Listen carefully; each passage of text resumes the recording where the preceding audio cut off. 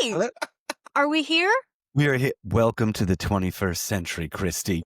Yeah, I mean it's We told you we were trying new things. yeah, and you're live at Tat Studios. I'm calling my place the Tatalite Yeah, Studios. it's the Tatellite Studios. Yours looks more spooky than mine because my camera's facing a wall that's not super spooky, but I'm gonna fix that. Yeah, it's all both studios really just a work in progress. It's an experiment. We're Yeah. experimenting because we learn new things. I'm gonna get some fancy lighting. I'm gonna go crazy, Christy. Me too. I'm gonna get a piece of black tape to cover this stupid thing up. Yeah, we'll figure it out. Yeah, we're here. This is huge. The people, we need to bring it to the people. That's what we said we were working on stuff. We really were. Yeah. I promise. Yeah. So there was like one day this weekend when I was alone in the house and you had already told me that you were on Riverside. And then I said, well, I'm going to get on Riverside. And I was alone for a day and I was like, F it. I'm just going to sit here for 8 hours. Yeah, that's amazing. And mess around. So we'll see if it works. Yeah. And I'm sure once we keep working on it, we'll get better at it and there'll be new stuff. And we have plans. Hey, listen, this is a long way from putting a single mic in the middle of my dining room table. Yeah, all definitely. echoey. All and we're echoey. also talking about expanding our definition of terror to include more stuff beyond movies and do little, more videos, content. We're about content, Chris. Yeah, we are about content. We're two old people who are about content. Oh my gosh, I don't even know what that means. Anyway, I do think I need to get a pair of glasses that don't have glare, though. Yeah, me too. And I for a second was like, I'll do it without my glasses. And I was like, no. I can't. I won't. Because if something goes awry, I won't be able to fix it. I'll look ridiculous. Just like instant headache. Yeah, maybe, but also maybe we'll add some comedy. Who knows? Comedy times. What we don't have is rock intro. Yeah, we got to figure all that out. Yeah. Maybe we'll get John on the back end and see how. I feel like we can get rock intro in here. The people want it, Yeah, the people want rock intro. They're used to it. I see you're drinking a delicious beverage from your Michael Myers mug. I am, that you gave me for, I can't remember which birthday, but for one of my birthdays. Yeah. I have a spooky kitty glass. Very nice. Yeah. And I am very proud of this. This back there is something I've never opened. It's a special edition of the Halloween soundtrack on vinyl that a friend of mine gave me years ago. And I just cherish it. I would not be able to do that. I wouldn't be able to do that. John got me a special edition of the Eyes of Laura Mars soundtrack. Wow. Yeah. That's a deep cut for the people. I know. I ripped it open. I didn't care. That's awesome. Yeah. It's too good. I will someday. I don't know. It's just been there for so long now. I'm like, just leave it. Just leave it. So also, this is big news too, Chrissy, because today we're going to talk about Rope, the Alfred Hitchcock movie from 1948. Yeah. But what inspired this is we are going to be guests on a really awesome podcast that one of our friends, Jeremy Schwartz, I shouldn't say happens to hosts. It's his show called American Criminal. And it's a great show. It's a true crime show that deals with American criminals. And Jeremy it's like a Lifetime movie. It tells you exactly what it is. He covers, some of the biggest cases in, American crime history, and then some you've probably not heard of. And Jeremy was kind enough to ask us to do a guest spot on his Leopold and Loeb series. Yeah. Because I don't want to give too much away because he's going to talk way more about Leopold and Loeb. Huge, still considered one of the, crimes of the century, of the 20th century. And it inspired several movies and novels and plays. One of which is Rope, but just want to give you guys a heads up. So we are going to be on American Criminal. It drops for his subscribers on September 18th and for everyone else on September 25th. It's an awesome show. And we got to talk a little bit about Rope, but we really sort of focused on Leopold and Loeb. But, we had done the work. And so we were like, well, let's talk about Rope. We always do the work. Yeah. Yeah. Well, it was a lot of fun because I hadn't seen Rope in a while, and Nor had I. I had to go back and watch it. We're both big Hitchcock fans. I think like Rear Window is on repeat in both our houses, like Yeah. monthly. And I also love Notorious and To Catch a Thief. All of them are great. Psycho, of course. But Rope is one of his earlier films. Yes, yeah, and Jimmy Stewart's first collab, I Right. guess, with, Right. with So before we get into what Rope is, because we are going to talk about this during this episode, tell us a little bit about what the Hays Code is, Michael. the And Hays then Code. and then I will, if you tell us what the Hays Code is, and then I will read you the list of what the code is. Okay. For those in podcast landia who don't know or don't remember what the Hays Code is. Yeah, I mean, I the Hays Code. So before what is now our modern rating system for movies, the motion picture rating system, which is whatever G, PG, PG-13, R, And NC-17, all that. Yeah, there was something called the Hays Code. So the Hays Code existed from 1934 to 1968, mhm. and it was a way it wasn't imposed by the government, but it was a way in which Hollywood, quote, "policed itself." But it had extremely specific rules about violence, and even more so about sex and sexuality and Uh-huh. things like that. And so one of the major things that will come up in Rope, and I think is absolutely inspired by Leopold and Loeb. Leopold and Loeb had a romantic relationship, but the Hays Code Would have was, prevented that. yes, yes, it had very specific rules about homosexuality. So let me read a few Sure.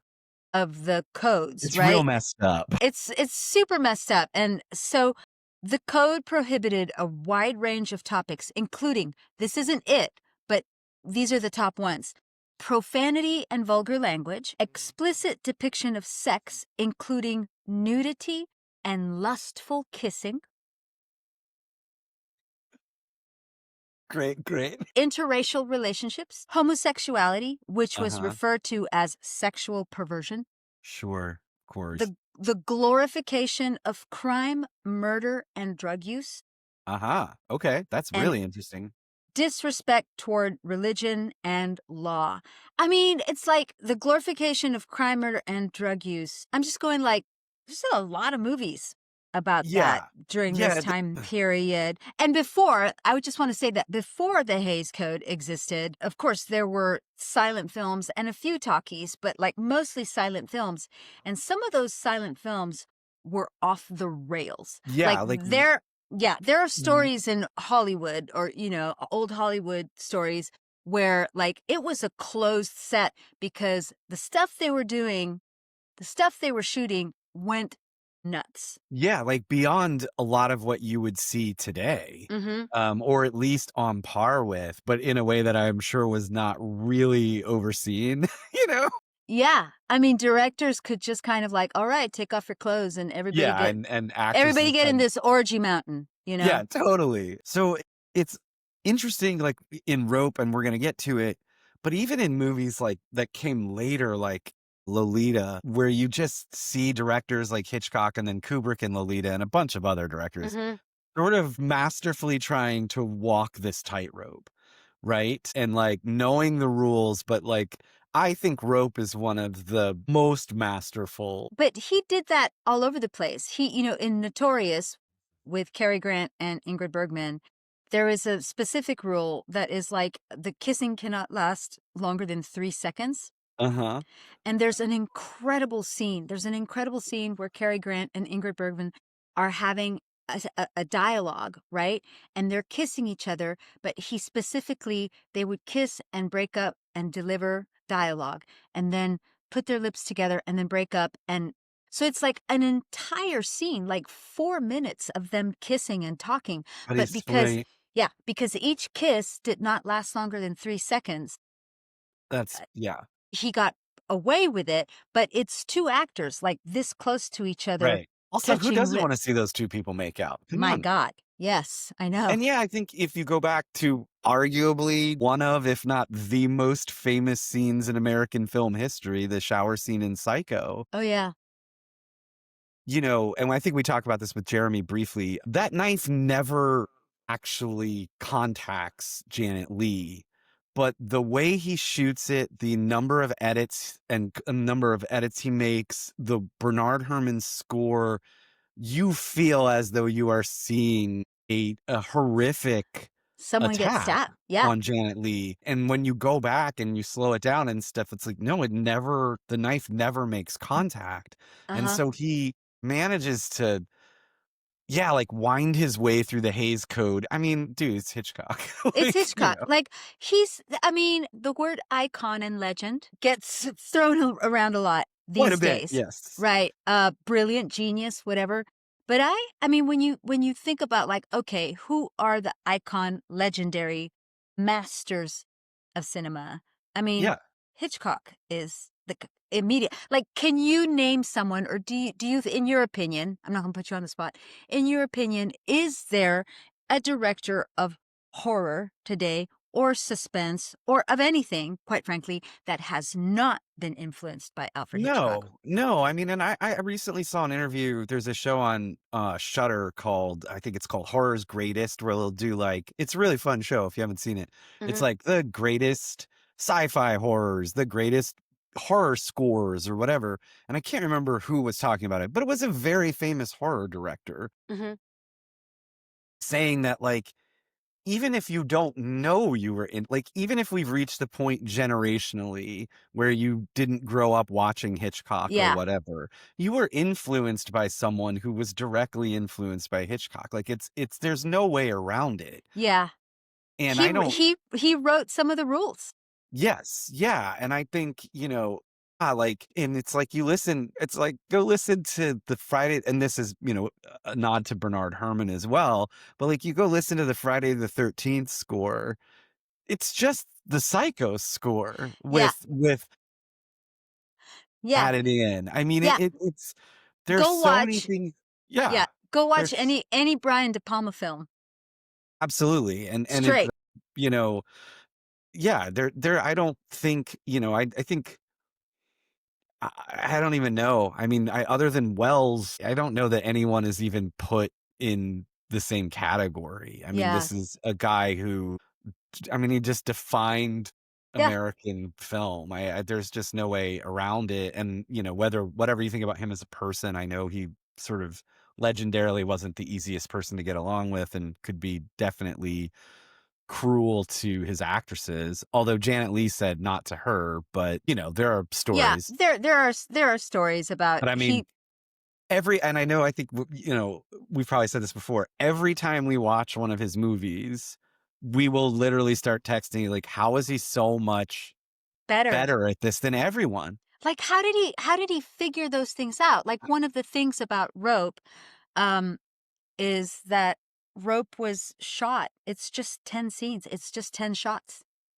I know, it's crazy, and It's 10 shots. it's adapted from a play, right? Mhm. And it very much feels like that. So, all right, well, let's get into it because Yeah. my guess is, I don't want to speak for the people, but I'm gonna say a lot of people have not seen Rope. Yeah. So, spoilers ahead. Again, 1948, directed by Hitchcock. It stars John Dahl, Farley Granger, which is one of my Yeah. favorite, like, as you would say, high pants, fast talking names. I Like, love it. hey, I'm Farley Granger. I'm here for the Yeah. role. What do you mean? And James Jimmy Stewart. Mhm. I think not right after, or not long after, like a couple years after he would have come home from fighting in World War II, right? Yeah. And I thought, and again, we talked a little bit about this last when we were with Jeremy, but like for me, a very different, for a lot of this film, different version of Jimmy Stewart than I was used to seeing.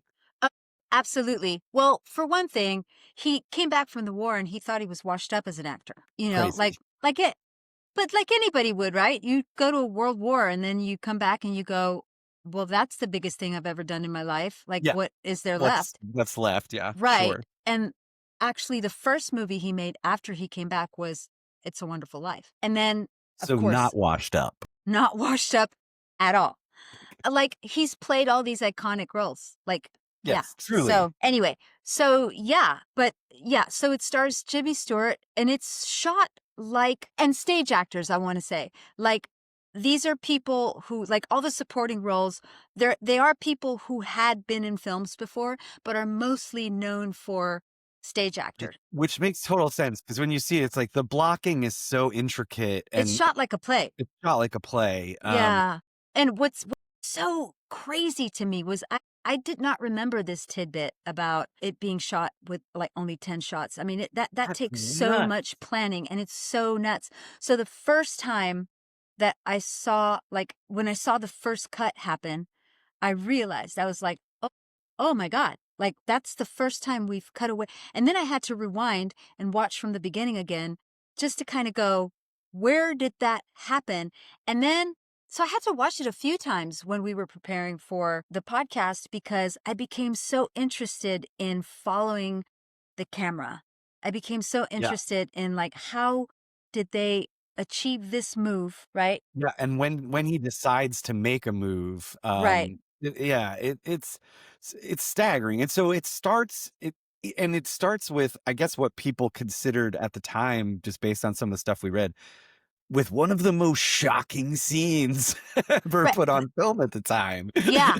It's based on the play by Patrick Hamilton, adapted by Hume Cronyn, screenplay by Arthur Lawrence. These are all theater people. Yeah, I mean, and Hugh Cronin, come on, Yeah, legend. I mean, Arthur legendary. Lawrence, they're all legends, but yeah, Hugh Yeah. Cronin, uh, So, yes. So, what was I saying? I forgot. was the opening shot that sort Oh, of yeah. He had people got promised, very angry about.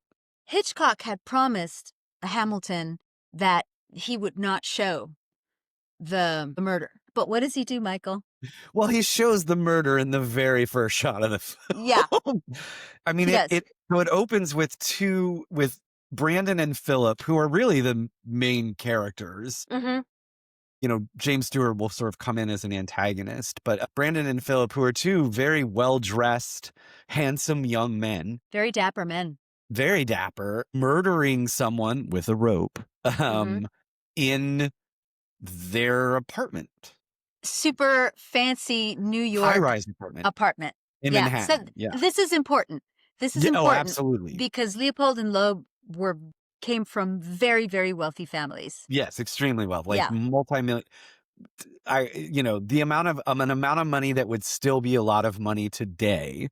So you can right. imagine how much it was worth back then. It's just crazy because, like, so much of the story is about privilege and what Mhm. privilege makes you feel like you're entitled to, right? And as I was watching it, I was just reminded of the hellscape that we live in right now. Yeah, Now it's like, wow, it's yeah. so relevant today even. Yeah, it's shockingly relevant and Mhm. very depressing that it's so Yeah. relevant. And so, yeah, so you see Brandon and Philip, these 2 young guys they're supposed to be in their 20s, I Yeah, think, late 20s. even though everyone looks like they're 45 in Everyone. that era. It's so weird. Yeah, they murder this dude in their apartment, and then I didn't remember. I hadn't seen this movie since college, so it's one of the boldest. They murder this guy. They put him in a trunk in the living room, Uh-huh. and then start setting up for a party in the living room. Right. And like that's the whole point. Like Yeah. from jump, you can tell that Brandon is the leader of this. Yes, definitely. Philip goes along with him because in this relation, I guess Philip is the person that goes along with whatever. There's Yeah. always one. There's always Yes. one in the relationship. True. And he even says later on, I was. I'm tired. Don't tell me what to do anymore. Like I Yes. don't want, Yeah. yeah, Yeah. that sort of thing. I have to say that John's the Philip in our relationship. I'm the Brandon. I'm the Brandon. I'm waiting for John to go, stop telling me what to What to do. do.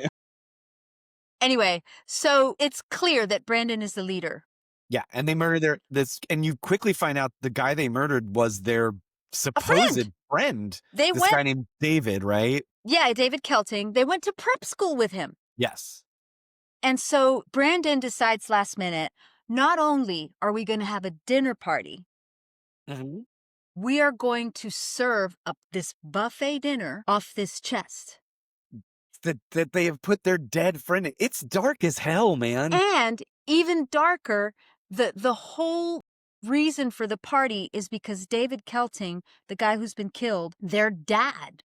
I mean, their dad is coming over to the party because Brandon has promised to give him some books. Yeah.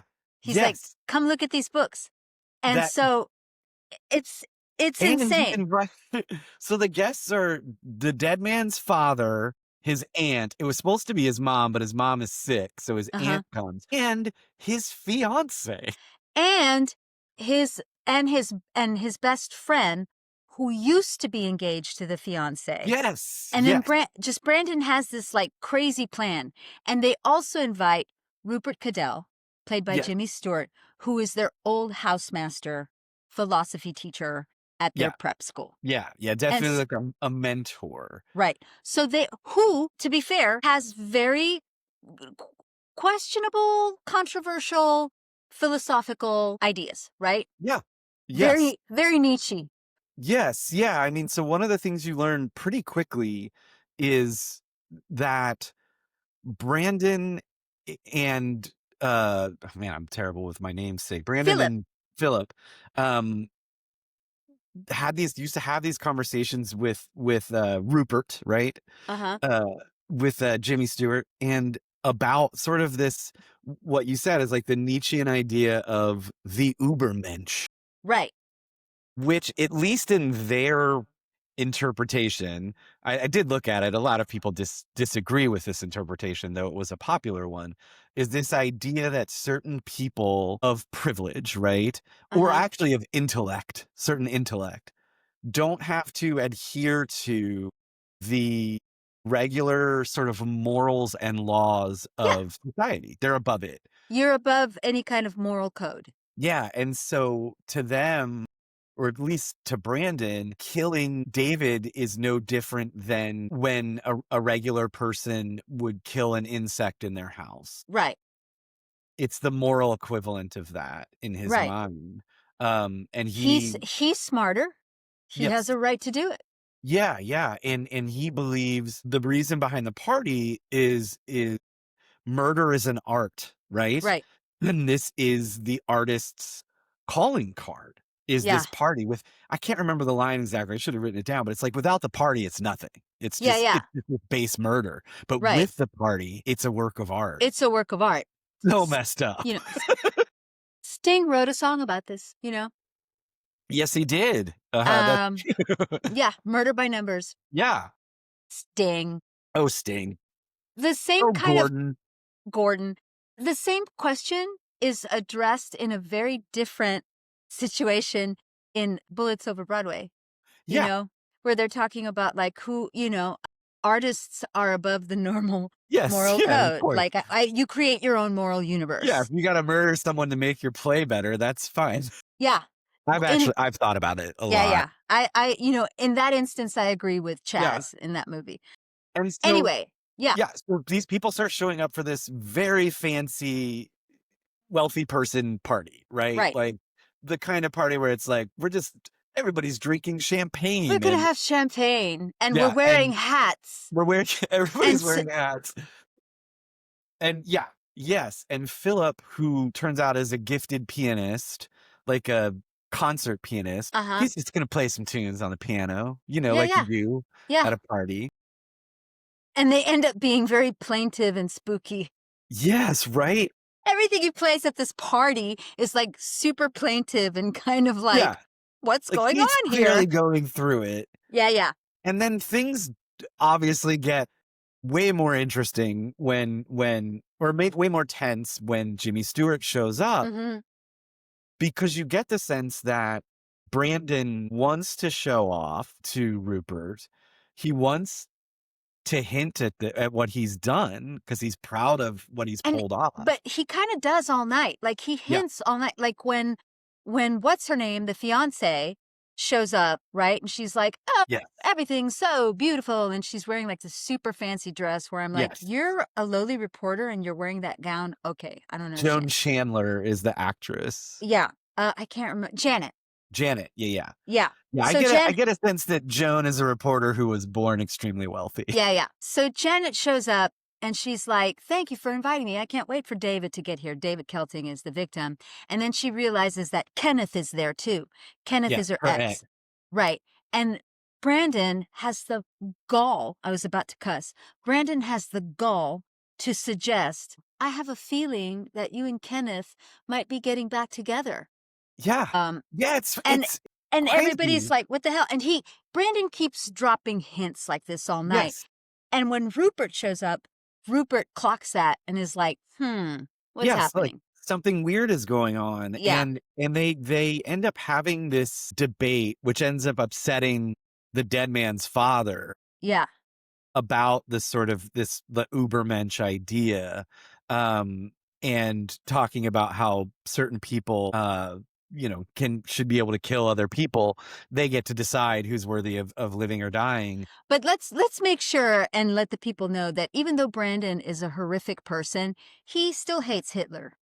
Yes, yeah, yeah, because he thinks Hitler was Right. stupid. He says Not all fascists and Hitler should be killed because Yeah, they're stupid. it wasn't even because that they were evil. It was No, no, because they were it's stupid. because they were stupid.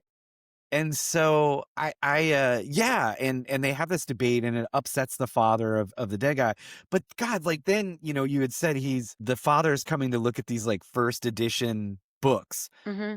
And Brandon ties those books up with the rope he used to Yeah. kill David. So we have like this whole party. Rupert is like suspicious of things. There's a wonderful, wonderful scene where they're having dessert and the maid, the lady, they're Rupert and the maid are over by the chest and they're talking about Brandon and Philip. And this is like I thought it was brilliant talking about the Hays coat. There's so many little hints where it's like, I think they both got out of the wrong side of the bed this morning. Yeah. We're going up to Mother's in the Yes. country. Like, there's all these kinds of like, I got him a gig, or you should wear that thing that's in the closet. It's like they never talk about them being in a relationship, but But the way Brandon and Philip relate to each other, it's like a married couple. absolutely. It's Yeah, it's it's so absolutely. brilliant. So there's this great shot of the maid and Jimmy Stewart talking by the chest, and then the camera starts to like pull out, pull out, pull out, and the dialogue gets softer and softer and softer, and suddenly we're in the next scene, which is happening in the foreground of Jimmy Stewart. It's so brilliant. So the party winds down because David never shows up. Yeah, and people start to get worried, not Yeah, the surprisingly. mom has called and she's like, "I'm worried now. I think Yeah. something has happened. You should call the police." And the father's like, "Okay, my wife needs me. I need to go home." So the party breaks up. And then Brandon goes, "Oh, Mr. Kelting, here are those books that I was going to lend you or give you." And he hands him these books tied with the rope. Dude, it's so crazy. And It's so it's crazy. sick. Yeah. It's such a simple thing and it's so sick. Yeah, and even Philip is appalled by it. Yeah, yeah. So they leave, all the guests leave. I think the cherry on the cake is when like everyone's leaving. Mrs. Hamilton, the maid, says to Rupert, "Let me give you your hat." And she hands him a hat. He puts it on. It doesn't fit. And she's like, "Oh, that's not your hat." And Right. then he like looks at it and the initials, the monogram in the hat, because Michael, everybody got their stuff Gotta have a monogrammed. monogrammed hat, You gotta Chrissy. have a monogrammed hat in gold. Yeah. So in the hat, it's monogrammed DK. And so Rupert is like, "Okay, now I know something fishy's happening, right?" So Yes. he leaves.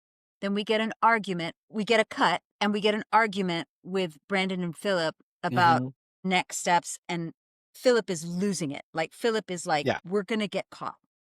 Yeah, I and he's Brandon has made it so they're gonna get caught. Like, Philip didn't even want Rupert to be invited. I don't know that Philip wanted the party at all, but he definitely didn't want Right. Rupert invited because they both know that, like, Rupert Super smart.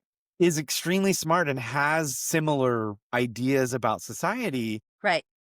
but Brandon's response is like, it only works if he's here. Right. And it's like it's just such, He's the only one that would hubris. understand. He's Yeah, the only one that would get it. that will appreciate it, That would yeah. appreciate it. So they have this argument. Rupert comes back on some, oh, he says that he's left his cigarette case. which because yes. again, everybody has a gold cigarette case. Yeah, I'm sure yeah. I mean, good lord. Like, what a weird time to be alive. I know. That's so everyone has a gold cigarette case. Yep. Everyone wears a monogrammed hat. Mhm. People just walk around. I mean, there's part of me that's like, why don't we do that? Why aren't we fancy anymore? Yeah. Sure, and then there's part of me that's like, I Uh, would you couldn't pay could me to you? put on You a could. suit when it's You couldn't. 108 degrees outside. You There's couldn't no make me do that. way. Right. So Rupert comes back and under the guise of like finding his cigarette case. And this is another really great scene because while Rupert has left, they've been putting back the books on the chest, right? They've Uh-huh. taken away the tablecloth and the candelabras and they're putting the books back on the chest. So they have seen everything that they've put on the chest. Yes. And then Rupert comes back and says, "Oh, I need to find my cigarette case." And he like turns around and surreptitiously places it on the chest. Yes. So when he finds it on the chest, Brandon knows Yeah. this is a lie, right? Yeah, yeah. And he grabs a gun. Yes, and yeah, so Brandon grabs a gun, which seems even Jimmy Stewart seems like it's like, "What? That's so base." You Yeah, know? Like, you're gonna pull a gun? Like, come on, man. right. But the 3 of them kinda have it out, and then I thought this was and I think you had said this, spoilers, on American Criminal, in which we Uh-huh. were guest stars. I think you had said this is where you kind of see the Jimmy Stewart you're used to seeing, Yes, because he has this really awesome monologue about how he has believed these things, right? That the same kind of like Ubermensch idea that men of a certain like, let's be honest, it's men. They're not giving right. women any credit. It's Very men of rich men. Yeah, yeah, very wealthy men of a certain intellect should be able to do what they want without moral repercussions. And he realizes he's been so wrong wrong. and he is, I mean, he's ashamed. He talks about Yeah, he thanks them for making him feel shame. right. And it's a real nice Jimmy It's great. Stewart Like because moment. up to now, I mean, Jimmy Stewart's charming and funny and Sure, he can't help there's it. I mean, His interaction with the maid is amazing. is so hilarious. And the thing is this is another thing that Alfred Hitchcock is so great at is that the themes are so dark.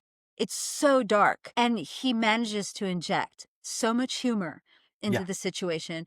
And these are just like, this is of all places, Michael, I heard this on an episode of Murder She Wrote last night, right? excellent. Where Jessica Fletcher says, "Why was Alfred Hitchcock so successful?" She says, "It's because he took ordinary people and put them into extraordinary situations." So he manages to imbue these folks with just like ordinary. Now, the ideas that these people are talking about are not ordinary, but they are just kind of regular kind of folks in this situation that seems like insane and bigger Yes. than everything. Yeah, I mean, you have granted, they're wealthy Yeah, and whatnot, but, like, the Janet is, a get working she's girl. a working girl who's engaged, and now she's confronted by her ex, and I thought the both of them did a great job, like, Yeah, even that relationship ends up having an arc and being nuanced, and, yeah.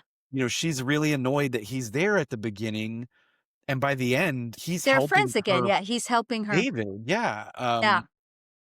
I thought And that's great, and then yeah, Jimmy and just Stewart like flirting with the maid.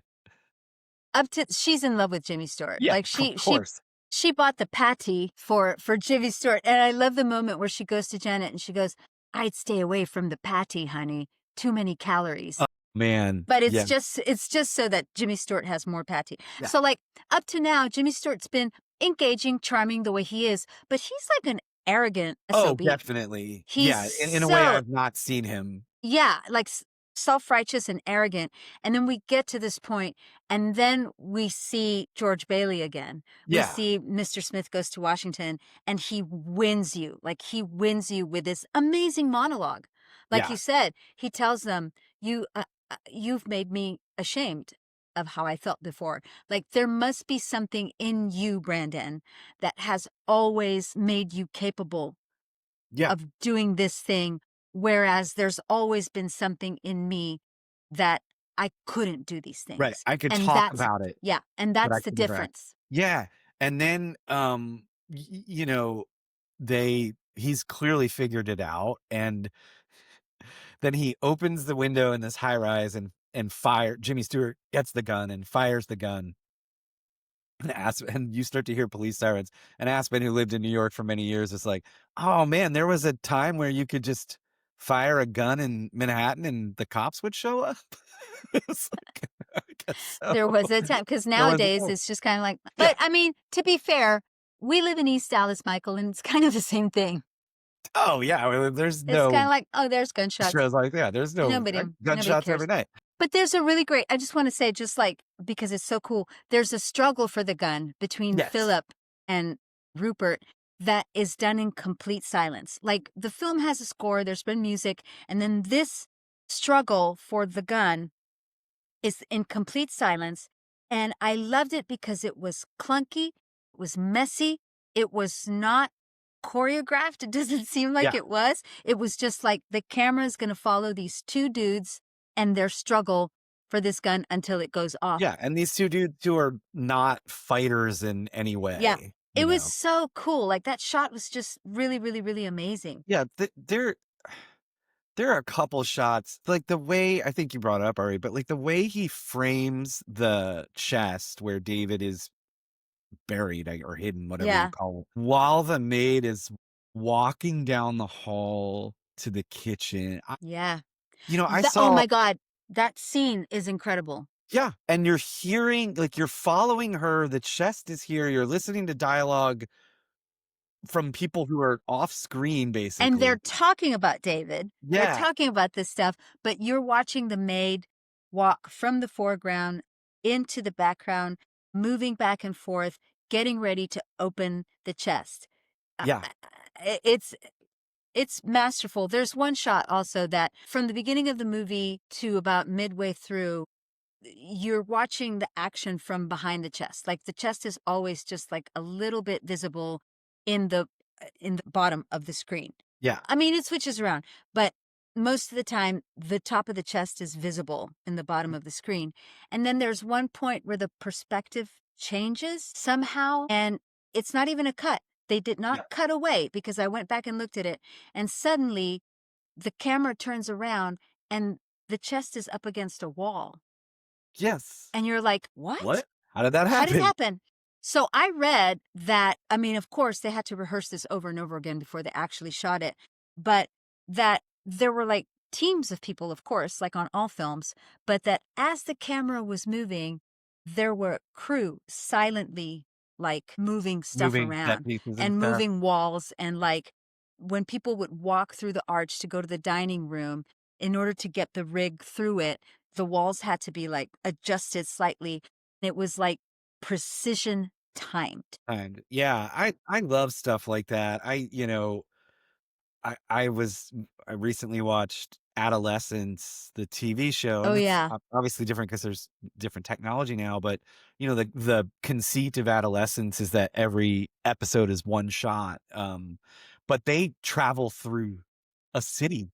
Like, you have a camera following characters into a van, and Mhm, then the van driving, like, I don't know, and I feel like again, I know it's not just Hitchcock and Wells who has that, like, insane opening shot in Touch of Evil mhm, that's, like, 8 minutes long or whatever, but it's like, this is, like, in the 30s, and I mean, sorry, in the 40s, when I guess even in the 30s with Wells, like, when these, like, ideas were being yeah, established in American film, and and you couldn't do it CGI, like, it has to no, be yeah, done so you have to have practically, 30 people moving moving walls. a wall, you know? Yeah. There's even one story, I think I mentioned it on American Criminal. There's one story. American Criminal. I'm There just you gonna say go. it like that every time. Say it like that every time. Maybe he'll hire you.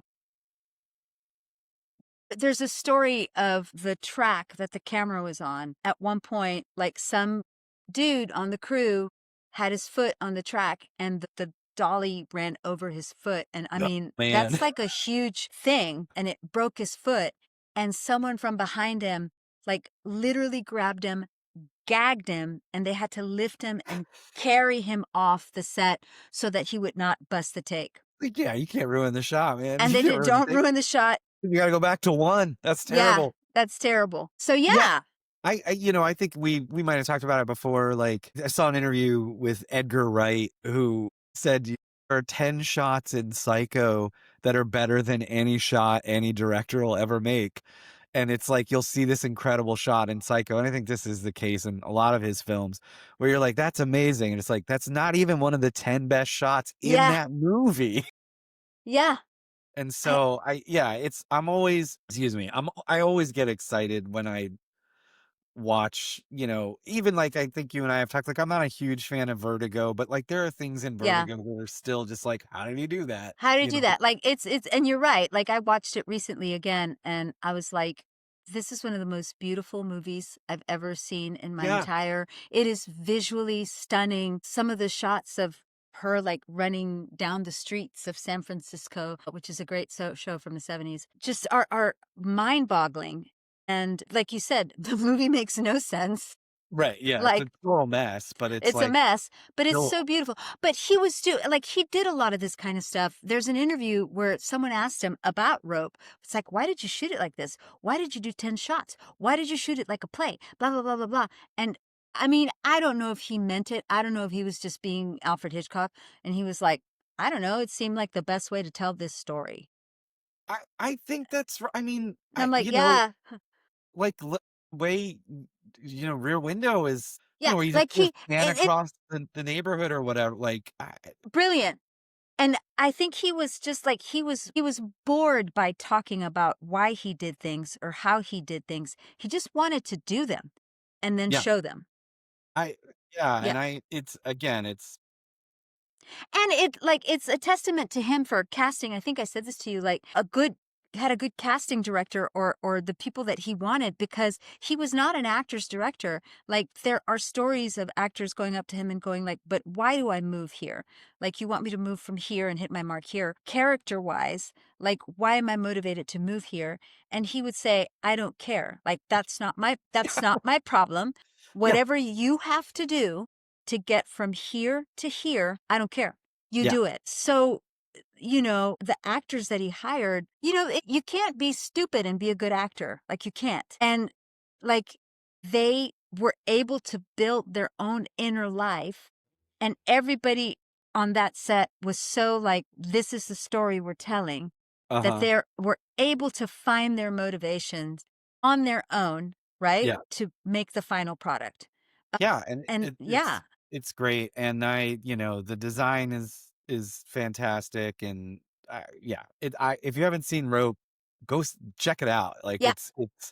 and it's I mean it's 1948. Like I don't know. It's a beautiful film. It's It's a beautiful. 12 years before Psycho. Like Yeah, and he was already doing stuff that was like, how is he doing that? yeah, Like, it's incredible. He's an incredible filmmaker. Go see all the Hitchcocks. Lifeboat is also yeah, incredible. Lifeboat's amazing. You had mentioned something, Michael, where that I really appreciated, which was like it's funny to think that there was a time when you could have a feature-length film where people were just sat in one room and had philosophical discussions. Yeah, it honestly was, like, kind of depressing. I I don't because this was not some art house, like, this is a major No, no, release. no. This is It a major stars release. James Stewart, like, he's one of the most at the time, was already like you said, he'd already done So so many much. things and like one of the most bankable stars Yeah, so of the it's not like time. this was some obscure indie hit, and you have people just sitting around debating, German Morality. morale, like, philosophy and morality, and it just there's n at least in Hitchcock's mind, I guess, in the writers and everything, it's like they're not worried about the audience, checking out or not following. It's just I don't know. It just seems so rare It's now. depressing. Yeah, and just the idea that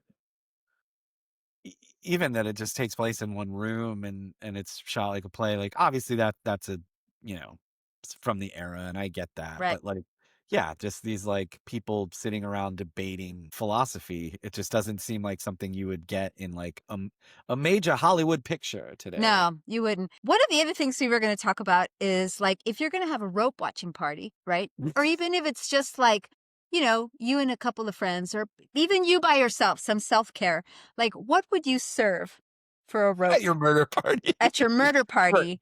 Because, I mean, they have there's a buffet as Yes, part of this absolutely. film, so it just seems right that you would have also snacks and treats, right? And, like, Yes. when you asked me to kind of, like, think of some things, I immediately went, "Well, you'd serve Twizzlers for sure." Like, you gotta have Twizzlers, right? You know? You gotta have Twizzlers, and you gotta, like, tie up other little bundles like crackers and cheese. I don't know if you would tie up crackers and cheese with Twizzlers, but you gotta have something that looks like a little bundle of books Yes. that you That's tied a up great idea. with a murder rope, and you definitely have to have champagne. So I would Absolutely. my pairings for rope are like a cheese board, but like crackers and cheese tied up with Twizzlers, That and looked like then that look like rope, and then champagne and brandy. That's fantastic. that's what I would serve. Yeah, that sounds amazing, and you have to have Aspen made fun of me because I don't drink, and I was like, "Man, how does everyone know exactly which glass Is for what? every alcoholic?" And Aspen just goes, "A lot of people still know that, dude." And I was like, "No, this seems like preternatural." They're No, just like, it's "Oh, true. brandy?" And I was like, "Oh, yeah, I guess I just" Aspen's uh, right. yeah, I know, and I was like, "Oh, right, other normal people know this." But yeah, I just love that whole bar setup it was just like complete, you Yeah, know? You can have anything you wanna yeah. they had a Well, glass for we need to everything. have a murder rope party.